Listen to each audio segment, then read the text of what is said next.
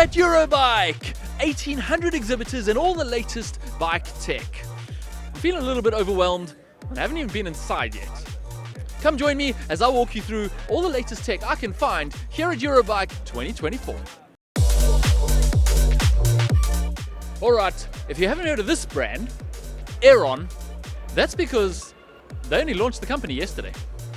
Yeah, can you believe it? So, their whole company is based around TPU tubes. That is thermoplastic urethane tubes. It's basically made out of this, and it's ultra light and really puncture resistant. It is what they claim the future of tubes. In fact, they claim it's better than messing around with sealants and stuff on tubeless. How good is it? Well, it's pretty impressive because if you look at their super light tube, which is tiny, think about that for packing, it weighs, they said 22 grams, it's coming up on the scale as 21 grams, even lighter than that. It's a very impressive little tube that apparently has incredible puncture resistance and is incredibly fast. Competitively priced to 20 to 25 euros per tube and available from early 2025. Look out for these because I think TPU tubes might be eclipsing tubeless pretty soon. All right, now we've bumped into a partner of ours, TrueKinetix, and they have something new to show us, the True Shifters. Now these are aftermarket shifters which you can add to your True Trainer, which we already have in our office, and then you connect the little blip buttons essentially to your bike and you have virtual shifting. Now a few advantages with this because it means you never have to physically shift your gears on your bike. So you could put that old beat up bike that you've got sitting in your shed on in a single gear and have a full 12-speed bike to play with on your trainer, which is pretty incredible actually. I'm gonna hop on the bike quickly and see how it works.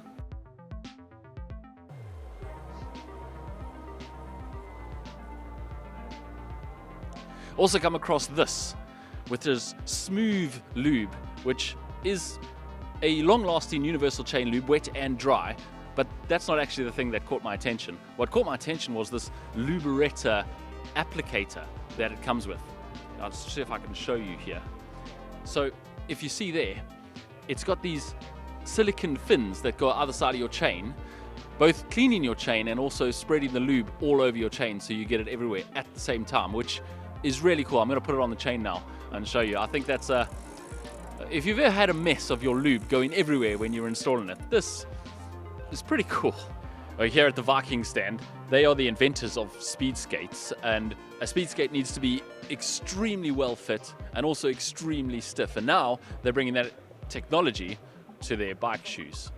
So they've got a stiffness index of 12 on the carbon plated, the carbon sole, which is very, very stiff. I mean, if you feel this thing, it is absolutely rock solid. And then they've combined that with thermoplastic molding on the top. So you heat your shoe up in the oven and then put it on and it molds to the shape of your foot to get a perfect fit. I haven't actually tried them on and I certainly haven't molded them to my feet, but they do look pretty cool and they're extremely light. I think they are, yeah, really nice shoes.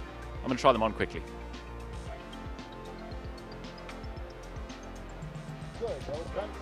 Walking past the Continental booth and couldn't walk past a Canyon Speedmax CFR, obviously because we're triathletes. Amazing setup here. And then you notice that the front tire and the rear tire on this bike are completely different. That is because Continental have released a new tire, the Aero 111, which they are calling a perfected storm. And essentially, it is a massive aerodynamic benefit from the tire. Now, they claim that they've seen incredible numbers in the wind tunnel.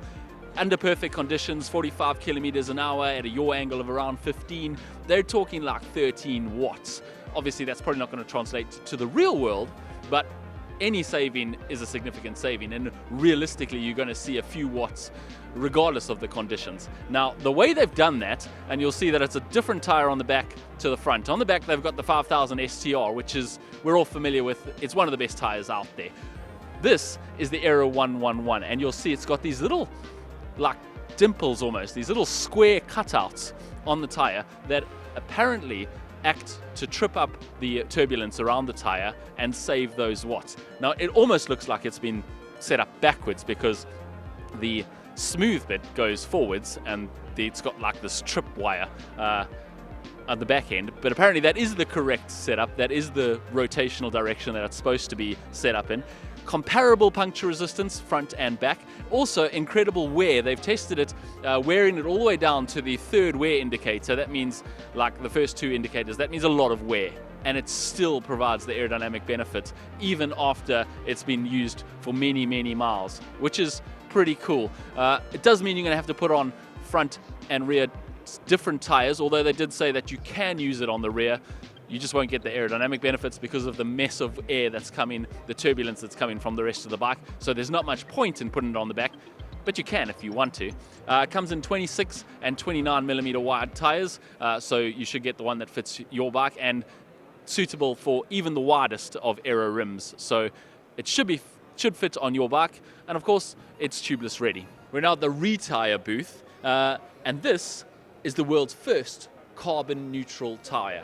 Now, most tires, a 550 gram tire, will generate like 5.5 kgs of carbon. This tire right here is completely carbon neutral. In fact, they actually told me that if they harvest a bit more algae, they could make it carbon negative, but that's for the future. Right now, they got the world's first carbon neutral tire, and it's made harvesting algae using recycled post-consumer waste, which is essentially this. It looks like cut up bike shoes or road or running shoes, maybe some goggle straps in there, various other things.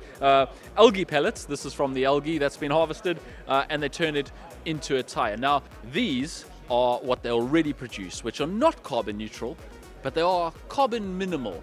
They're used using waste products from the agriculture industry. I'm going to try and get this right. Bio-based thermoplastic elastomers, which essentially look like this. They look like little rubber pellets, and they're made using the waste products from the agriculture industry, from like the harvesting of corn, etc., and turn it into something we can eat and use.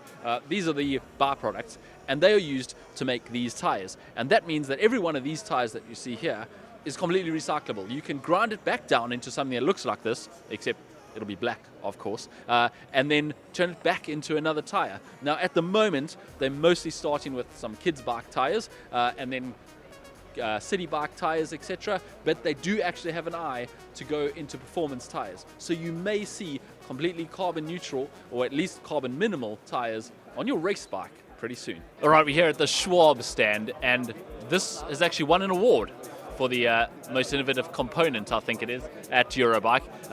And this is probably the smallest piece of tech here at Eurobike, but also it's going to make you think, why is it taking so long for anyone to invent this? It is the ClikValve, and essentially, instead of screwing your Presta valve out, that tiny little valve, and screwing it back in and potentially breaking it off when you're pumping it with your little mini pump, you now just take it off and it clicks on. And it's completely backwards compatible with every valve out there. So you can get the Schwalbe one that doesn't have a removable valve core. You take this little thing off and you just simply screw it on, and your ClikValve can fit on it. You can also remove your Presta valve core, and you can put a ClikValve on there. And you're left wondering, how has this not been invented sooner? No more broken valves on the roadside, no more struggling with different pumps and changing the adapter on your pump when you want to pump up your kids' bikes and then go back to pumping up your race tires, the Presta versus Schwalbe. It's all solved with one ClikValve. No word on what sealant would do to it in a tubeless setup, but apparently it has 33% better airflow when it's going into it too, so it should be easier to inflate your tubeless tires too. Alright, here at the Fizik booth, and they've got some new Triathlon saddles. It's the Aeris SD and the Aeris LD. SD standing for short distance, LD standing for long distance.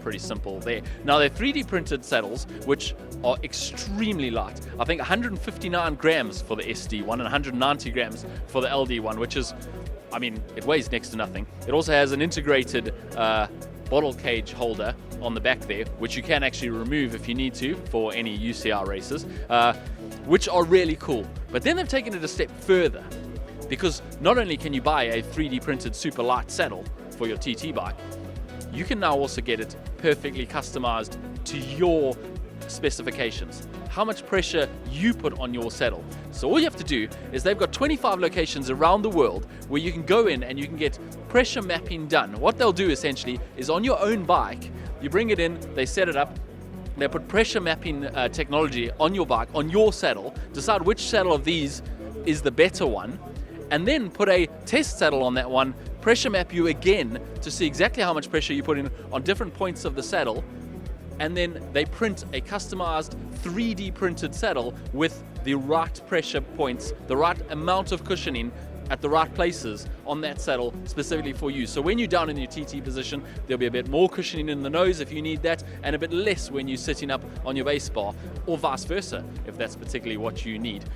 It's essentially a customized 3D printed setup so that your saddle is always comfortable, and it might just be the future. We've seen this bike before, Magnus Ditlev Scott, but couldn't resist just stopping and having a little stare.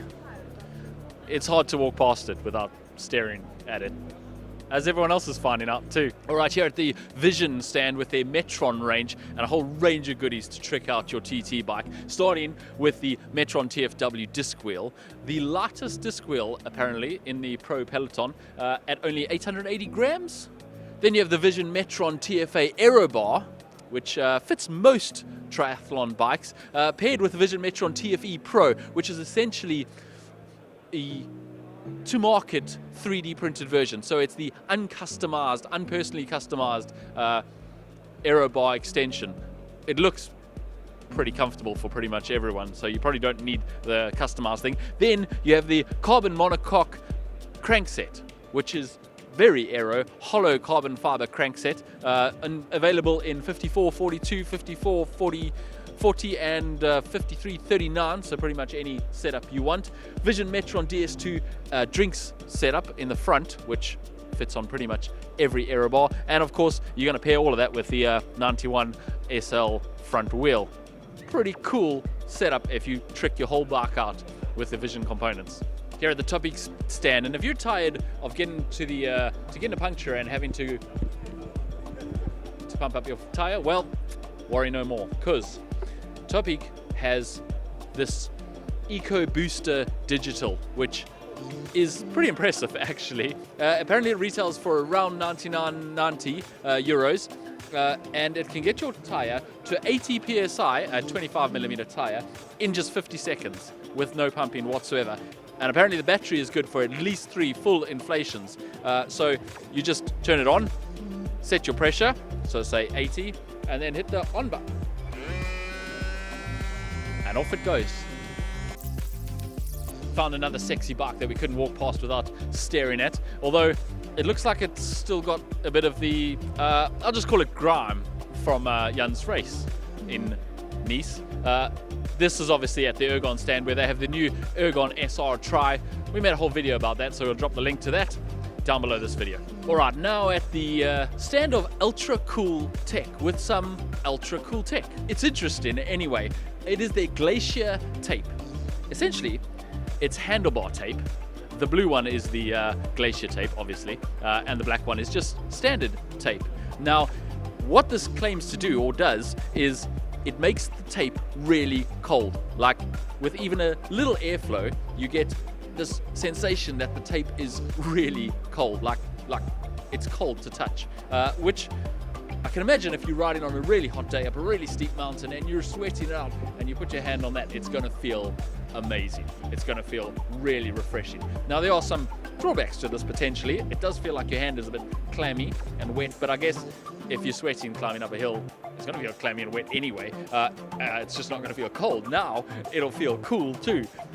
It is a very interesting technology, and essentially what also happens, I did ask, if you hold it in one specific position for a while, obviously that bit of tape is going to warm up.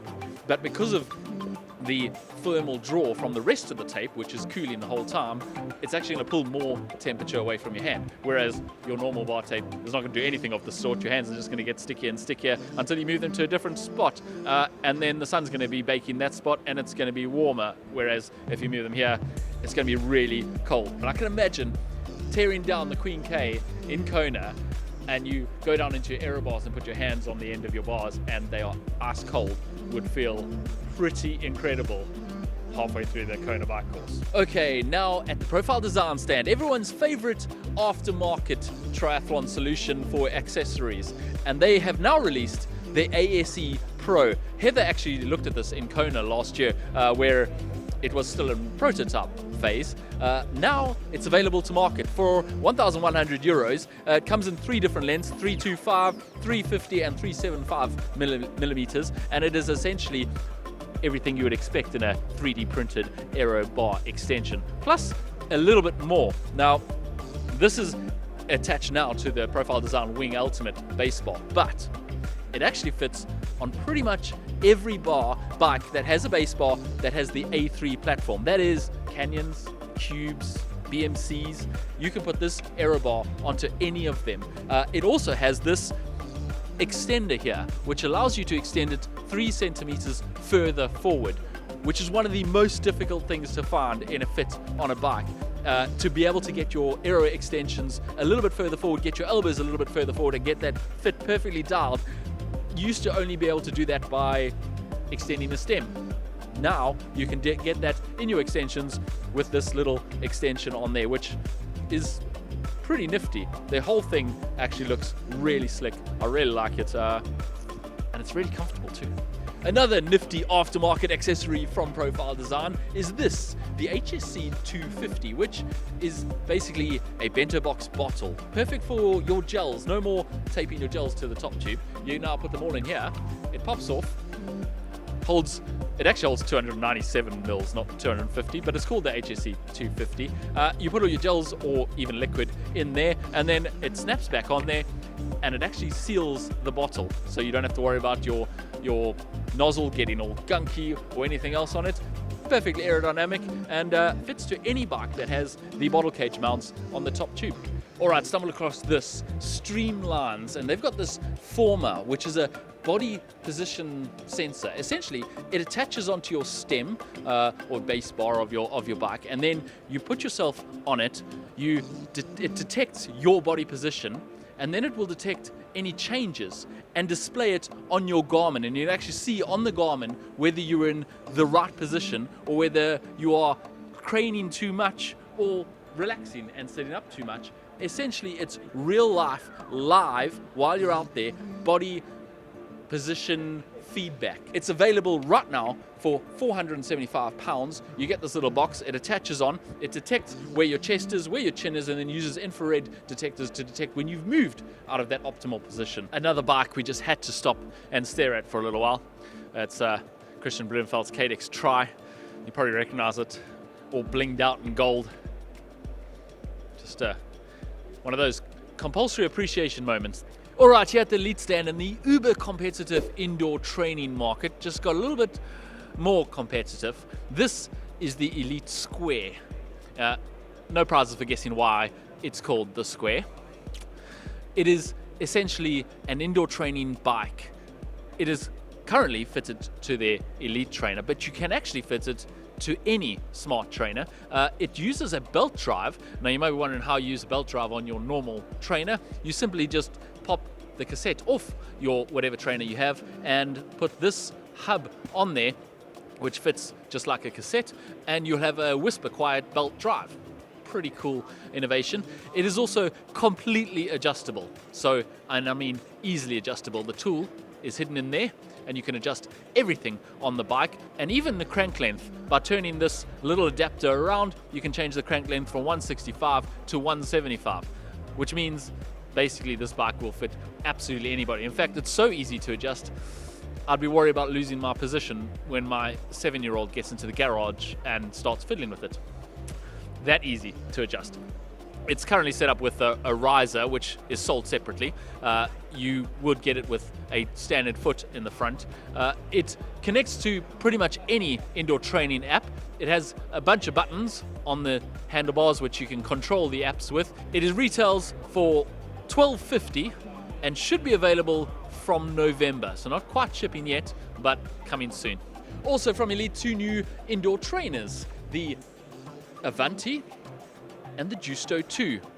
This one retails for 1,100, available from August. This one retails for €750, also available from August. Here at the Aeris booth, and a helmet manufacturer that did get the memo about TT helmets needing to look futuristic and Star Warsy in 2024. They've gone for a fairly simple design. In fact, movie stars have actually been using this particular helmet for over a year now. It's not yet available to the public, but will be from November 2024 for a retail price, suggested retail price of €399.95, which is reasonable. It's called the Gamechanger TT 1.1, and it features this EVA back here, which is supposed to completely close the gap between your back and your back of your neck and the helmet to improve the airflow. It does have a nice big port at the back to let all that hot air out, and some decent sized vents on the front too. It also has a detachable magnetic visor, which you expect these days in a TT helmet. Well, that's a wrap from Eurobike 2024. I hope you guys have enjoyed this little whip around. Unfortunately, I've tried to squeeze the entire Eurobike into one day, which anyone will tell you, it's just not enough time. There's too many things to look at.